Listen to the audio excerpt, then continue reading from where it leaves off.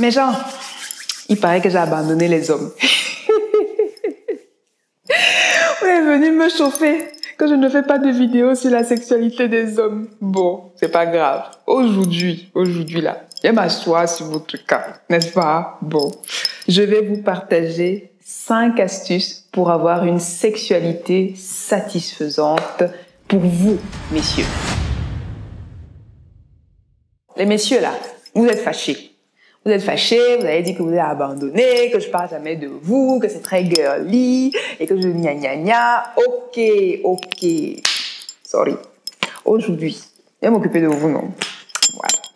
Alors, il est démontré, en fait, les études démontrent que les hommes consultent beaucoup moins que les femmes pour des problèmes de santé en général, et pour des problèmes de sexualité en particulier. Ils ont tendance à garder leurs problèmes pour eux. Je ne sais pas si c'est par pudeur ou par gêne, je ne sais pas. Mais les études démontrent que les hommes ont tendance à beaucoup moins consulter que les femmes. Et pourtant, ils souffrent également de problèmes de sexualité dans leur intimité. Donc, afin de vous permettre d'avoir une sexualité un peu plus épanouissante, je vais vous partager 5 petites astuces avec un bonus à la fin. Donc, restez bien jusqu'à la fin. La première astuce, faites de l'exercice physique. C'est la base. Pourquoi faire de l'exercice physique? Simplement, premièrement, parce que ça va permettre de prévenir les maladies cardiovasculaires qui peuvent être à l'origine de problèmes de stérilité, de fertilité. Également parce que ça va permettre de diminuer la quantité de graisse et augmenter le taux de testostérone qui est idéal pour booster votre libido, n'est-ce pas? Très important, surtout la graisse abdominale, hein? Les papilles qui ont le bidou là, hein? Voilà. Hein. Et puis, fatalement, troisièmement, en parallèle, ça permet d'améliorer votre performance physique et votre endurance. Hein. On évite ainsi les imbussos. Suivez mon regard. Deuxième chose, ayez une alimentation équilibrée. Alimentation équilibrée, ça veut dire proportion de féculents, légumes, protéines, etc. Et une alimentation équilibrée dans le but, toujours, de prévenir les risques de maladies cardiovasculaires, type diabète, type hypertension. Pourquoi? Parce que les maladies cardiovasculaires sont à l'origine de problèmes de fertilité et de troubles érectiles. Si vous ne le saviez pas, je vous le dis. Donc voilà, il y a une altération au niveau de la vascularisation quand vous avez des maladies cardiovasculaires et donc fatalement au niveau de l'érection, bof quoi. Hein. On fait attention à ce qu'on mange, on fait attention à son alimentation. La troisième astuce, quand on parle de qualité de vie, on parle de qualité de sommeil. Dormez. Ouais, vous cherchez tellement l'argent que vous oubliez de dormir. Il faut dormir. Pourquoi? Parce que quand vous dormez, essayez d'avoir un sommeil réparateur. Le sommeil réparateur, ça permet d'avoir une meilleure libido. Vous aurez de toute façon des troubles érectiles et des troubles de libido si votre organisme est fatigué. Donc, essayez pour le mieux de dormir. Essayez d'avoir au moins 6-7 heures de sommeil par jour, dans la mesure du possible. Même si vous faites des nuits blanches par moment, faites en sorte que ce ne soit pas quelque chose de répété, de répétitif, parce que au niveau de votre intimité et de votre sexualité, ça va se faire ressentir et vous le savez mieux que moi de toute façon. Quatrième astuce, gérez votre stress. Pourquoi est-ce que c'est important de gérer le stress? Ça n'a l'air de rien comme ça, c'est une petite phrase, mais qui découle de beaucoup de choses.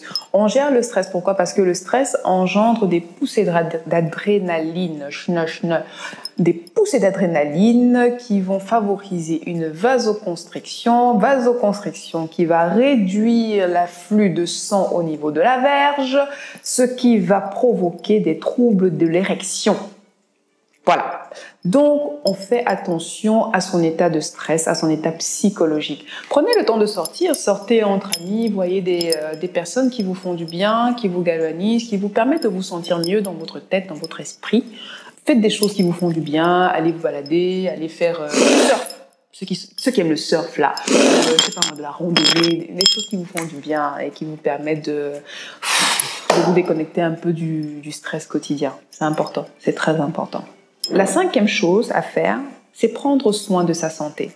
Alors, là-dessus, j'insiste. Pourquoi? Parce qu'avec le temps, avec l'âge, vers 40-50 ans, on a des hommes qui vont commencer à développer des troubles urinaires.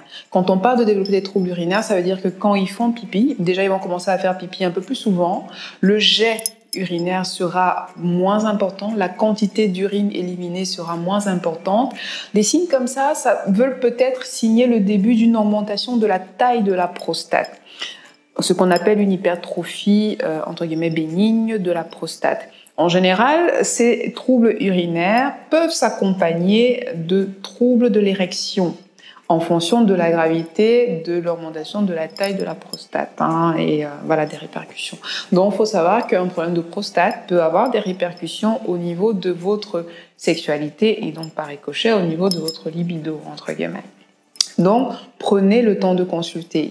Et comme je le redis, les études ont démontré que même pour des problèmes de ce type-là, des problèmes urinaires, les hommes consultent très peu. N'attendez pas la catastrophe pour aller voir un médecin et faire contrôler. Si avec une femme c'est compliqué, vous ne vous sentez pas très à l'aise, il y a des urologues qui sont des hommes qui peuvent faire un toucher rectal, comme on appelle, pour essayer de jauger la taille de votre prostate et éventuellement une prise de sang pour permettre de voir si tout est en équilibre. D'accord? Donc, faites attention à ça, veillez à votre santé et n'oubliez pas de faire un petit dépistage d'infections sexuellement transmissibles, pas la même occasion, n'est-ce pas? Alors, en bonus, 2 petits bonus. Premier bonus, il y en a qui m'avaient demandé quels aliments manger, consommer pour booster sa libido, pour booster la libido chez les hommes. Bon, alors, j'ai cru comprendre que l'oignon blanc et la pastèque étaient des boosters de libido. Mais, tenez-vous bien. L'oignon blanc, il faudrait boire un verre de jus d'oignon blanc 1 heure environ avant l'acte sexuel. Et pour la pastèque, il faudrait manger genre 1 pastèque par jour pour voir un effet. Dans un cas, en fait, vous vous sentez mauvais de la bouche. Dans l'autre cas, vous passez vos 24 heures aux toilettes. Donc, est-ce que les 2 méthodes apportent une plus-value? Je ne suis pas sûre que ce soit nécessaire. Je pense qu'une alimentation équilibrée, une hygiène de vie combinée, tout ce que je vous ai cité précédemment, comble et dompte vraiment tous les autres apports que les soi-disant aliments peuvent vous apporter.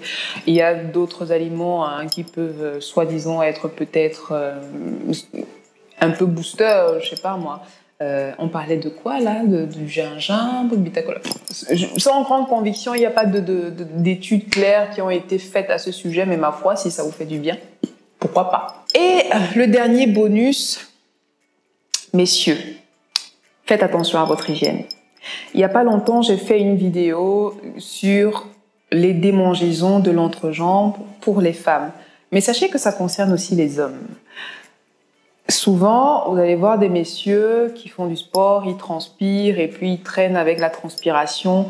Il faut savoir qu'au niveau des parties intimes, des parties cachées, justement parce que c'est caché, ça aura tendance à conserver l'humidité, surtout si vous avez transpiré.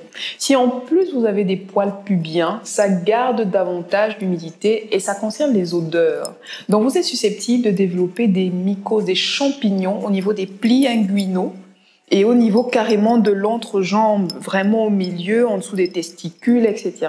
Donc vous êtes susceptible aussi de développer des champignons et des démangeaisons au niveau de l'entrejambe. Donc faites attention, ça se traite.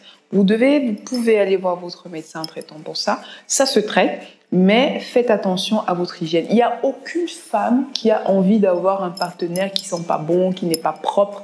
De la même manière que vous exigez, que vous attendez des femmes qu'elles soient propres sur elles, la réciproque est vraie aussi. Donc faites attention à votre hygiène. Si vous sentez que voilà les poils pubiens conservent les odeurs, rasez-vous, je sais pas moi, rasez les aisselles, faites quelque chose. Voilà, c'est tout. Soignez-vous, soyez propre. Bref, c'était ça. Voilà, c'est la fin de la vidéo. Dites-moi, messieurs et mesdames, ce que vous en pensez. Est-ce que j'ai oublié quelque chose? Est-ce qu'il y a des choses auxquelles j'aurais dû faire attention, des choses que vous faites pour vous aider à vous maintenir en forme, en fait, par rapport à votre sexualité, d'un point de vue santé, et pourquoi pas d'un point de vue santé psychologique, pour être plus précise. Et quant à moi, je vous dis à la semaine prochaine, même jour, même heure. D'ici là, prenez grand soin de vous et je vous dis à